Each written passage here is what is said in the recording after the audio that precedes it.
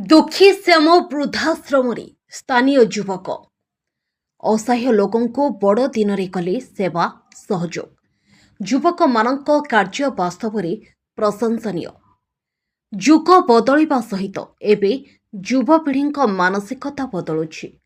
बड़ दिन किए होटेल बा क्लब रे भोजी करी पार्टी बनाउथुवा बेले रामेश्वर किछि युवक एलमापुर दुखीश्याम वृद्धाश्रम असह्य निराश्रय बुढ़ाबुढ़ी सहित बड़दिन पालन कले। युवक माने निज खर्चरू टंकारी नूतन लुगा लुंगी गामुछा प्यांट गंजी नूतन वस्त्र देवा सहित शोखिला खाद्य दे केक काटी बड़दिन पालन करथिले।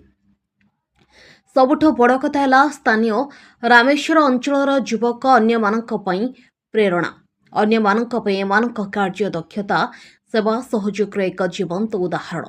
दुखीश्याम वृद्धाश्रम अध्यक्ष अजय जेना कहिथिले समाज सह ताल देई बदलिछि युवावर्गक मानसिकता। आज बड़ दिन निज बड़पणर परिचय दैछन्ति स्थानीय युवक। एही स्थानीय अंचलर युवक स्थानीय युवक मानक एभली कार्य को साधारण लोके प्रशंसा करने सह युवक मानक एभली उद्यम को तारीफ करिसेंति। विजय कुमार सामल रामेश्वर आयोजन आमर ये लुगापटा भल मंद जिन सब आम पुतुरा जड़े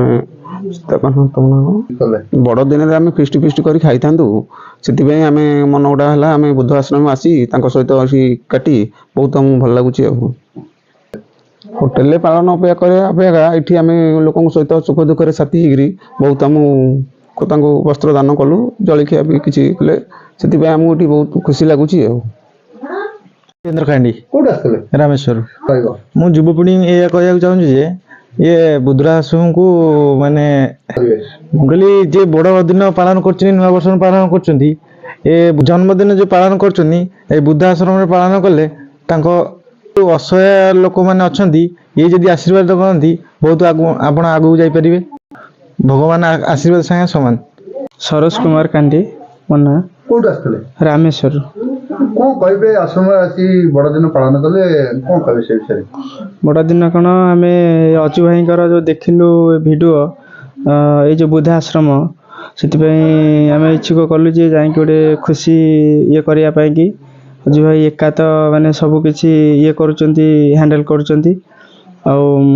सरकार किसी माने अनुमति तो किसी पहुँची पारना। बड़ दिन आम आयोजन ना 6 जन आम आसचु देखिलु बाहर आम फिस्ट करके खाଇବା अपेक्षा आम समस्ते मिसिकिनी गोटे आज खुशी ये मनवाई कि खुशी बटे केक फेक टे काटिलु आउ लुगा आउ जहाँ भी सामग्री लुंगी गामछा आउ नाइट जे पिंधा कथा समस्त अलग अलग आसलु।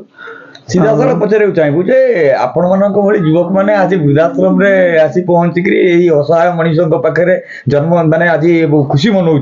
आज बड़ दिन जो कथा सांबादिक बंधु पचारे से बड़ दिन में अनेक लोग होटेल रिसोर्स बुक करके खुशी गमात करुँच लगुच आज ये जो माहौल ये जो आज साहाଯ୍यर अनुदान जिनसा केमती लगुच आज माने बहुत खुशी लगुच आमको जहाँफल समस्त आम ये एकजुट देखुचु माँ मैंने केमती अच्छा केते ये जगह छोट जगह माने ये 18-19 जन पाखापाखि लोक रोचे माने एत छोट जगार केमती माने रोचे बहुत कंडस्टर माने सेटा टिके हमको ये लगुच सरकार अनुमति जदि टिके भल था माने आगो किसी माने माँ माने जो आमर माने उपकृत भल टिके रही पारंते।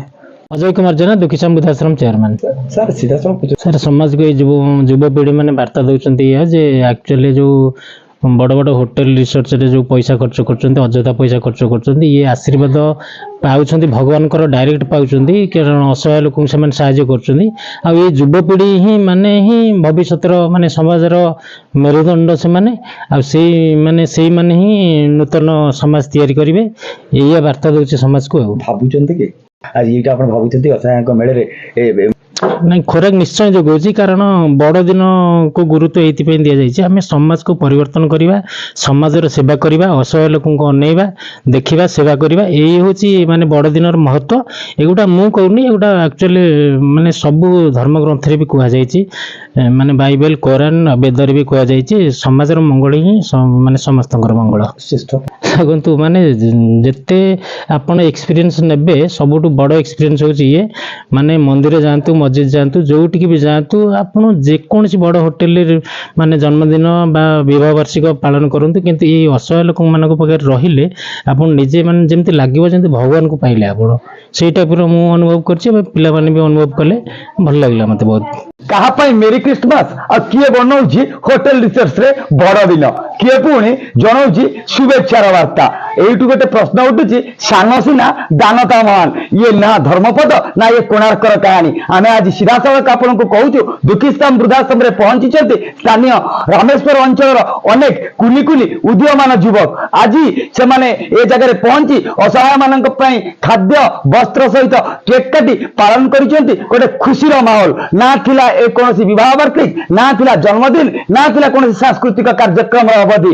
ଏଇଠୁ ସିଧାସଳଖ ପ୍ରଶ୍ନ ଉଠିଛି, ଏଇ ବଡ଼ଦିନ ପାଳନ କରୁଥିବା ଅନ୍ୟ ବଡ଼ ପଣ୍ଡା ମାନେ ଥରେ ଶିଖନ୍ତୁ ରାମେଶ୍ୱର ଏଇ ଉଦୀୟମାନ ଯୁବକଙ୍କ ଠାରୁ, ଯେଉଁମାନେ ସେମାନଙ୍କ ପାଇଁ ଉଦାହରଣ ସାଜିଛନ୍ତି ଆଉ ଦେଉଛନ୍ତି ଏଇ ବୃଦ୍ଧାଶ୍ରମରୁ ଅସହାୟଙ୍କୁ ସହଯୋଗ କରିକି ଅନନ୍ୟ ପ୍ରେରଣା। କଟକରୁ ରାଜ୍ୟ ପ୍ରତିନିଧି ଇଞ୍ଜିନିୟର ସନ୍ତୋଷ କୁମାର ସ୍ୱାଇଁଙ୍କ ରିପୋର୍ଟ, ଦେଖ ଓଡ଼ିଶା ଦେଖ, ଆମେ କହୁ ପ୍ରତି ଓଡ଼ିଆର କଥା।